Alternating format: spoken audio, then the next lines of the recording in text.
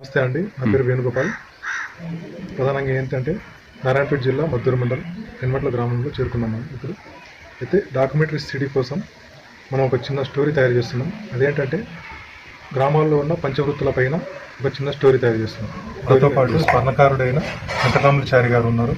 వాళ్ళకి అడిగి ప్రస్తుత పరిస్థితులు నేటి ఆధునిక యుగంలో విశ్వకర్మల పరిస్థితి ఎలా ఉంది, విశ్వబ్రాహ్మణుల పరిస్థితి, ఈ 5 కులాలైన కమ్మరి, వడ్రంగి, స్వర్ణకారులు, శిల్పులు, కంచెరులు, ఈ 5 కులాలు కలిపి పంచవృత్తులనే అంటారు. సృష్టిని నిర్మించిన విశ్వకర్మ నేటి ఆధునిక యుగంలో వాళ్ళ దయనీయ పరిస్థితి నెలకొంది. ఇప్పుడున్న పరిస్థితి ఎట్లా ఉంది, వాళ్ళకు జీవన విధానం ఎలా ఉంది అనేది వాళ్ళ మాటల్లోనే తెలుసుకుందాం. నమస్కారం అండి, నా పేరు వెంకటరామచారి, మాది వెన్వట్ల గ్రామం, నారాయణపేట డిస్టిక్, మద్దూరు మండలం. అయినా మేము విశ్వబ్రాహ్మణులము. మేము కులవృత్తి, అవసర పని, ఒడ్ల పని, కమ్మరి పని, కంచర్ పని, ఇట్లా 5 వృత్తులు కలిసి విశ్వకర్మ, విశ్వబ్రాహ్మణులు అంటారు మాకు. ఇప్పుడు మా పనులు అయితే ఏం నడచడం లేవు, ఏ ప్రభుత్వం సహకారం లేదు. ఖాళీ ఓటు బ్యాంకు కొరకే మమ్మల్ని వాడుకుంటారు. మాకు ఉన్న ఒక కొడుకుండే, వాడు కూడా యాక్సిడెంట్లో పోయింది. ఇప్పుడు మా గతి 70 సంవత్సరాలు వచ్చినాయి, ఆదుకునే దిక్కు లేదు. మేము ఎట్లా బతకాలి? అన్ని మా వృత్తులన్నీ వేరే కులాల వాళ్ళన్నీ ఆక్రమించుకున్నట్లయింది. అన్ని మిషన్లు అయినాయి, అన్ని యంత్రాల ద్వారా పనులు చేస్తున్నారు. విశ్వబ్రాహ్మణుడు అంటే వెనకటికి పార్వతీదేవి కొరకు సృష్టించిన లంకాపురి పట్టణము రావణ బ్రహ్మకు అర్పితమైనట్లయింది మా పని. మరి మాయాసభా భవనం పాండవుల కొరకు ఏ విశ్వకర్మను సృష్టించి అటువంటి విశ్వబ్రాహ్మణులు ఈరోజు మేము ఏ పనికి రానట్లయినాం. మేము తల్లి గర్భము నుండి తరలి వచ్చిన ఎప్పుడు నాభి కోసిన కత్తి నాథుడేవాడు. తల్లి గర్భం నుంచి ఉద్భవించినప్పుడు ఆ యొక్క బొడ్డు కోసినటువంటి కొడవలు చేసినటువంటి వాడే విశ్వకర్మ. తల్లి గర్భము నుండి తరలి వచ్చిన ఎప్పుడు నాభి కోసిన కత్తి నాథుడేవాడు. పండు మంచము గాని ఉండ ఇల్లును గాని పరగ నాగటికి నేను కర్తయ్యవాడు. విశ్వబ్రాహ్మణుడు పండనికి మంచం చేసిండు, దుననికి నాగలే చేసిండు. ఇటువంటి చేసినటువంటి వాళ్ళంతా మర్చింది ప్రభుత్వమా? పండు మంచము గాని ఉండ ఇల్లును గాని పరగ నాగటికి నేను కర్తయ్యవాడు. భువిన పండెడు విభునకు కొడవలిచ్చి తరుగు మన్నన తరుగునే ధాత్రి విపుడు. మరి ఇటువంటి విశ్వబ్రాహ్మణుడి నుంచి సృష్టికర్తగా చేసినటువంటి విశ్వబ్రాహ్మణులకు ఈరోజు అడకతినే పొద్దు వచ్చింది. ఏ ప్రభుత్వం సాయం చేయది. ఏం చేయాలి? మేము ఎట్లా చేయాలి? మీరు మాకు ఆదుకునాలి. మాకు అనుకున్నంత పింఛన్ రావడం లేదు, పింఛన్ ఇవ్వాలి, మాకు చేస్తామంటారు. ఏ ప్రభుత్వం చేయదు, ఖాళీ ఓటు కొరకే మమ్మల్ని వాడుకుంటున్నారు. మేము ఏం ఆలోచన చేయాలి? ఎవరి దగ్గర పోవాలి? ఈ వయస్సులో ఎక్కడ పోవాలి? ఎట్లా పోవాలి?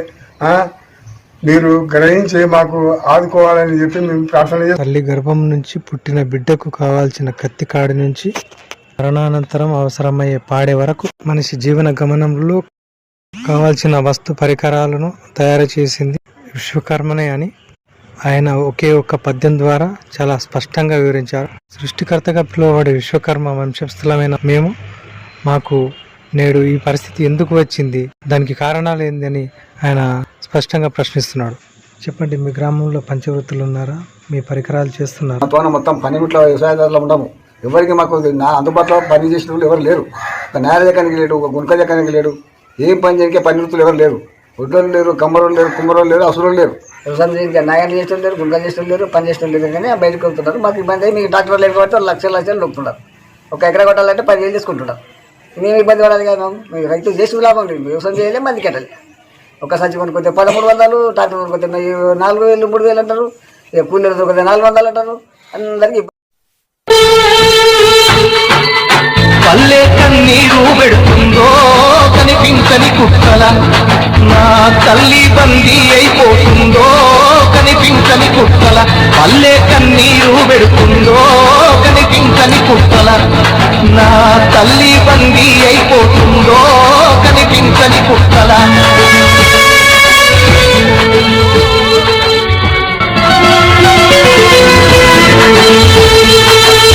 పల్లె కన్నీరు పెడుతుందో కనిపించని కుక్కల, నా తల్లి బందీ అయిపోతుందో కనిపించని కుక్కల.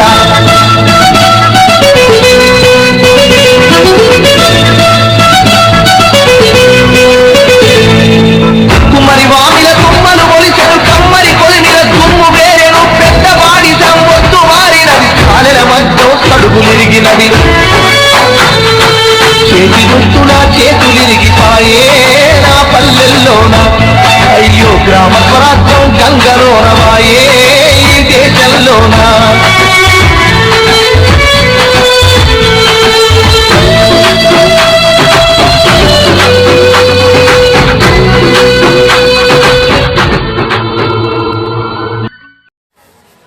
సమసిపోతున్న కుల వృత్తులు, సంప్రదాయ వృత్తుల మీద ఆధారపడ్డ జనాలంతా రోడ్డు పాలవుతున్నారు. వీటికి కారణం యాంత్రీకరణ పేరుతో, ఆధునీకరణ పేరుతో మెషిన్ల మీద ఆధారపడి బతుకుతున్న ఈ వైనంలో ఛిద్రమైపోతున్న బతుకులు. కాబట్టి ఈ యాంత్రీకరణని ఆహ్వానించింది ప్రభుత్వం ద్వారానే. కాబట్టి తిరిగి ఈ కుల వృత్తుల వాళ్ళకు కూడా యంత్రాల మీద ఆధారపడేటట్టుగా వాటి స్వావలంబన, ఆర్థిక సహాయం చేకూరిస్తే కుటుంబాలు మళ్ళీ మొలకెత్తుతాయి, మళ్ళీ బతుకుతాయని. ఎలాగో ఈ యాంత్రీకరణ నుంచి బయటికి రాలేం మనం, ఈ విధానంలోంచి బయటికి రాలేం. కాబట్టి చివరికి మనం కూడా ఆ యంత్రాలతోనే ఆధారపడే పనులని అలవాటు చేసుకోవడం, అలానే మార్కెటింగ్ చేయడం అనేది కావాలి. కాబట్టి ఈ యంత్రాలకు అయ్యే ఖర్చుని ప్రభుత్వం ద్వారా ఎంతో కొంత భరించటము, అలా కాకుండా పరస్పర సహకార సంఘాలను ఏర్పాటు చేసి అట్లా కూడా మనము ఈ కుటీర పరిశ్రమలు, అంటే చిన్న చిన్న పరిశ్రమలకి, వృత్తి మీద ఆధారపడ్డ ఈ జీవితాలని మెరుగునపరిచేందుకు ప్రభుత్వం తరపున ఇటువంటి అవకాశాలు ఏర్పాటు చేయాలి. ఏర్పాటు చేస్తే వారు కూడా మళ్ళీ సమాజంలో అదే కుల వృత్తుల మీద ఆధారపడుతూ కుల వృత్తులతో బ్రతుకుతూ జీవనం సాగిస్తారు. ఆ కుటుంబాలను కూడా మనము బ్రతికించినట్టుగా అవుతుందని చెప్పేసి నా మనోవేదన.